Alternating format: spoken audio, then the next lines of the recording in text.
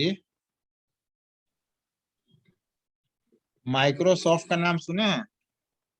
Yes sir. Microsoft की जो company है, इसी कंपनी ने इस सॉफ्टवेयर को बनाया है।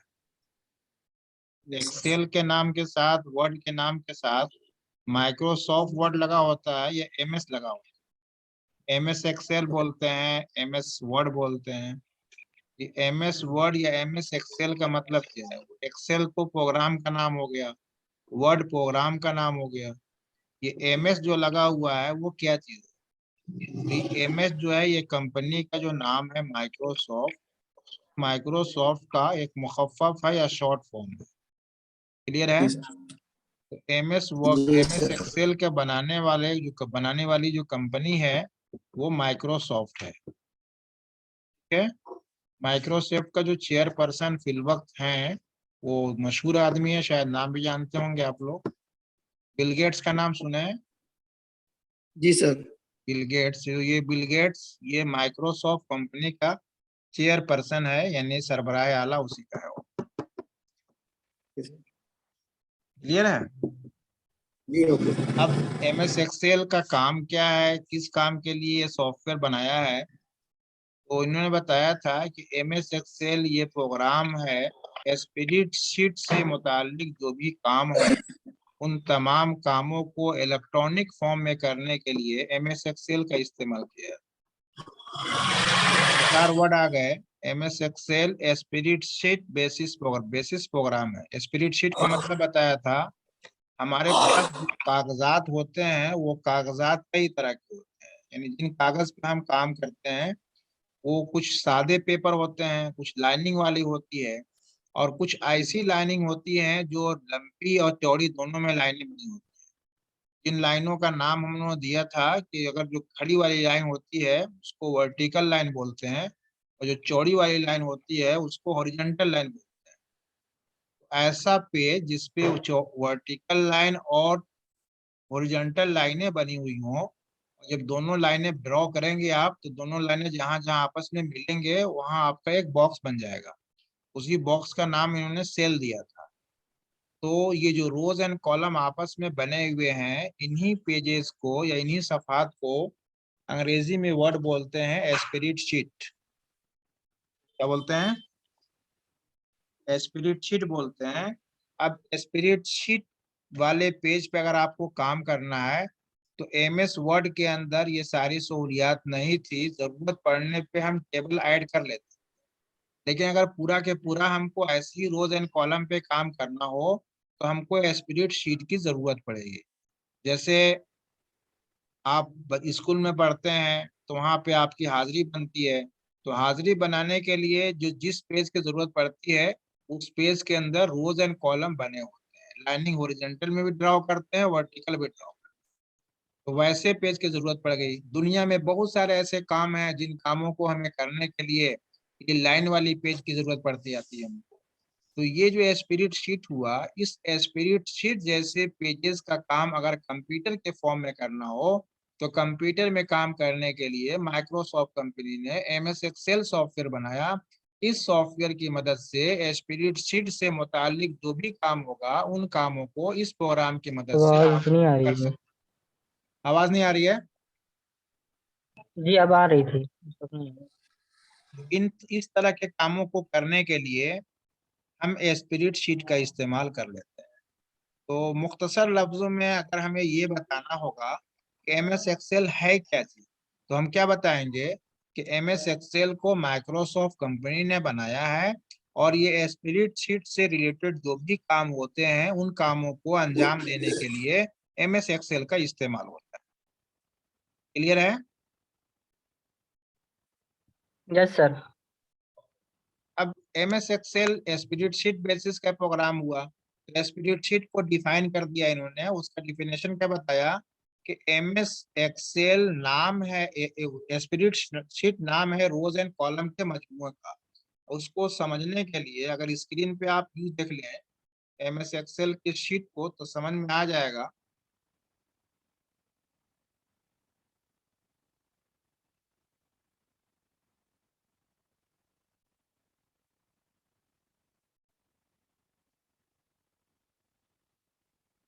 स्क्रीन पे क्या गया? कुछ डिस्प्ले नया हुआ कुछ? जी जी sir. MS yes Excel, sir, MS Excel का विंडो सामने आया है। आ गया सर। अब इस शीट में देख लें आप, ये जो लाइनिंग बनी हुई है इसमें चौड़ाई में भी लाइन है और लंबाई में भी लाइन है। यस, लाइनें दिख रही है ना? ये दिख रही है। ये जो लाइनें आपकी दिख रही है, ये लाइनिंग को कहा कि ये जो हॉरिजॉन्टल में जो चौड़ाई में लाइन है इसको हम रो बोल लेते हैं, और जो लंबाई में लाइन है इसको कॉलम बोलते हैं। और ये दोनों लाइनें जहां आपस में मिलती हैं, इन्हीं दोनों लाइनों को मिलने को सेल बोल लेते हैं। जैसे एक वर्टिकल लाइन ये है, हॉरिजॉन्टल लाइन ये है, दोनों को आप मिला दीजिए, जहां ये मिलेंगे वहां एक बॉक्स बन जाएगा ना। समझ में अगर आता हो तो बताइए, जो जहां ये दोनों लाइनें आपस में मिलेंगी वहां पे एक बॉक्स बनेगा या नहीं बनेगा? जी सर। बनेगा। तो जहां ये बॉक्स बन जाएगा, वो जहां ये दोनों लाइनें मिलेंगी और वहां से एक बॉक्स का शेप बनेगा, उसी बॉक्स का शेप को क्या बोलेंगे? सेल बोलेंगे। सेल। क्या बोलते हैं? Cell cell. बोलते हैं। तो रोज एंड कॉलम, ये रोज है, ये कॉलम है, और जहां दोनों आपस में लाइनें बन रही हैं, ये आपका एक सेल बना। ये पूरी जो लाइनिंग है, जितने सेल बने हुए हैं, ये सारे सेल को मिला करके हम इसको शीट बोल लेंगे या स्प्रेड शीट बोल लेंगे। समझ में आया? तो रोज एंड कॉलम्स का जो मजमुआ हुआ, ये सारे मजमुए का नाम क्या है? शीट है या स्प्रेड शीट है? एक स्प्रेडशीट। स्प्रेड शीट भी हो सकता है या कई स्प्रेड शीट हो सकते हैं। कई स्प्रेड शीट मिल करके एमएस एक्सेल के अंदर जो फाइल बनती है, उस फाइल को वर्कबुक बोलते हैं। तो वर्कबुक ये मुश्तमिल होगा शीट पे, ठीक है? चंद शीट्स के मजमुए का नाम वर्कबुक। तो एमएस एक्सेल के अंदर जो फाइलें बनेंगी, एमएस एक्सेल के अंदर जो फाइलें बनेंगी, वो फाइलें आपकी वर्कबुक कही जाएंगी। और वर्कबुक के अंदर जो शीट बनेंगी उसको वर्कशीट हम कह लेंगे। वो जो शीट है वो वर्कशीट है या स्प्रेडशीट है। तो हासिल ये निकला कि एमएस एक्सेल स्प्रेडशीट बेसिस का प्रोग्राम है। स्प्रेडशीट नाम है रोज एंड कॉलम्स के मजमूए का नाम है। उसमें जो हॉरिजॉन्टल लाइन है उसको रो बोलेंगे, और जो वर्टिकल लाइन है उसको कॉलम बोलेंगे, ठीक है? और जहां आपस में जो दोनों सेल दोनों मिलेंगे उसको हम सेल बोलेंगे। ये एक डिफाइन किया था रोज एंड कॉलम या वर्कबुक और वर्कशीट का। उसके साथ साथ ये भी बताया गया था कि यहाँ जो कॉलम बने हुए हैं, इन कॉलम को समझने के लिए इनका एक नाम दिया जाता है। वो नाम क्या है? तो कहा इनका नाम ABCDEF है, यानी हुरूफ, अंग्रेजी के जो हुरूफ तहज्जी हैं। एक मिनट रुकेंगे जरा।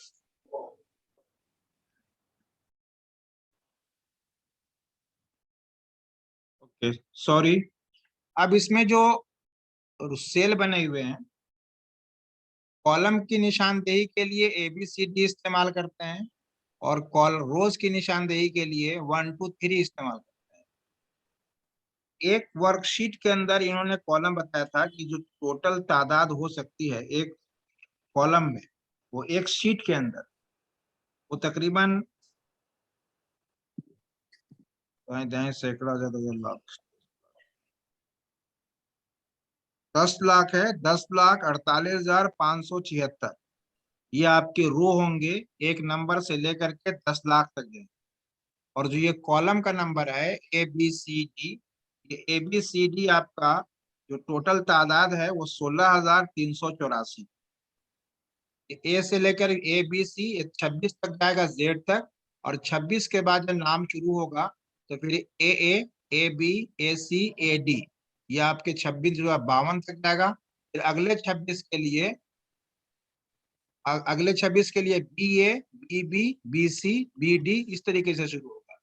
ये आखिरी कॉलम तक पहुंचने के लिए आपको आखिरी सेल में 16,384 है। तो 16,384 का सेल अगर जानना हो तो यहाँ पे अगर आप नाम टाइप करेंगे तो वहां तक आप पहुंच सकते हैं।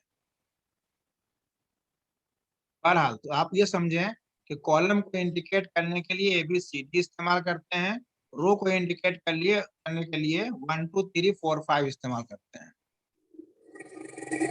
समझ में आ रहा है? Yes sir. अब जो हमने पहले पढ़ाया था उसके मुताबिक जो आप लोगों ने रिजल्ट वगैरह बनाया था, उस रिजल्ट को दोबारा मुझे करके आप बतलाते हैं प्रैक्टिकल कैसे करते हैं आप लोग? है कुछ गुंजाइश प्रैक्टिकल करने का? सर अभी यहाँ पर नहीं है, फिलहाल प्रेजेंट में। अच्छा, मोबाइल वगैरह में MS ऑफिस लोड कर लीजिए, कुछ तो हो ही जाएगा उसमें। जी जी सर, मोबाइल में होता है, मैंने किया है। हाँ, तो मोबाइल में डाउनलोड कर लीजिए, MS ऑफिस का ऐप आता है मोबाइल वर्जन का। उसको आप वर्ड का, एक्सेल का, बहुत सारी सहूलत तो नहीं होगी लेकिन किसी हद तक ना होने से अच्छा है कि कुछ प्रैक्टिकल उसमें हो सकता है। तो ये रोज कॉलम वगैरह वगैरह ये नाम वगैरह समझ में आ ही जाएगा।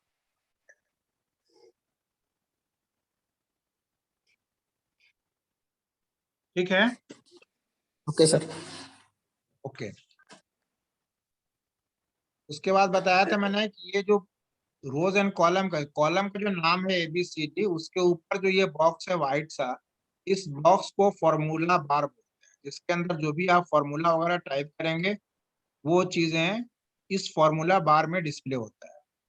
इसमें जब हम कोई नंबर टाइप करते हैं, कि ये मीटिंग में आपका सिर्फ 2 मिनट बाकी रह गया है, 2 मिनट के बाद हो सकता है लिंक ब्रेक हो जाएगा। ये जो 78 और 89 आया स्क्रीन पे दिख रहा है आपको?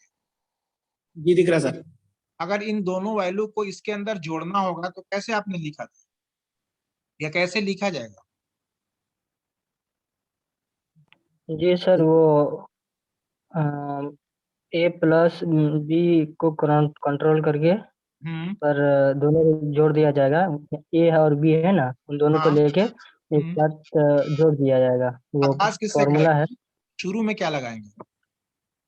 Equal sir. Equal to. Equal का चिन्ह इक्वल टू। लगाएंगे, जो जो भी फॉर्मूला लिखना जी होगा उससे पहले इक्वल का चिन्ह ये लगेगा।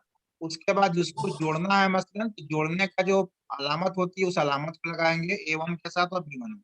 तो जो 78 लिखा हुआ है वो किस सेल में लिखा हुआ है? ए ए में। A, तो पहले A लिखेंगे। और रो कौन सा है? पहला रो है, 1। 1 लिखेंगे। उसके बाद जी B है, ये प्लस। दूसरा कॉलम हुआ तो B लिख दिया। और दूसरा कॉलम और पहला रो ही रह गया तो रो 1 रहेगा, लेकिन बीच में प्लस का चिन्ह लगा देंगे ताकि जुड़ जाए, जी B1। सर। अब इंटर की B1। प्रेस करेंगे आप, जोड़ दिया। जी हाँ। जी सर। अब इसी जो जोड़ा है, इसको अगर हमको C1 के वैल्यू को 2 से तकसीम करना हो, 2 जगह हमको बांटना होगा, तो कैसे बांटेंगे इसको? Equal to equal to C, A. नहीं, C में जो टोटल आया इस टोटल वैल्यू को 2 जगह बांट देते अच्छा टोटल 2 जगह। हैं। C1 C1 डिवाइडेड बाई, तकसीम की जो डिवाइडेड अलामत बाई। होती है, ये अलामत है तकसीम की, इस अलामत को लगाइए और 2 जगह बांटना है तो वो लिख दीजिए। अब इंटर जी की सर प्रेस फिर। कर दीजिए, डिवाइड हो गया 2 जगह। जी सर। 83 यानी 83.5 आया। ठीक है। अच्छा, यस सर। इसका अगर परसेंटेज निकालना होगा 167 का, तो कैसे निकालोगे? ठीक है, जो टोटल वैल्यू आया है उस टोटल वैल्यू का परसेंटेज निकालना, परसेंटेज निकालने का तरीका बता दिया था मैंने आपको।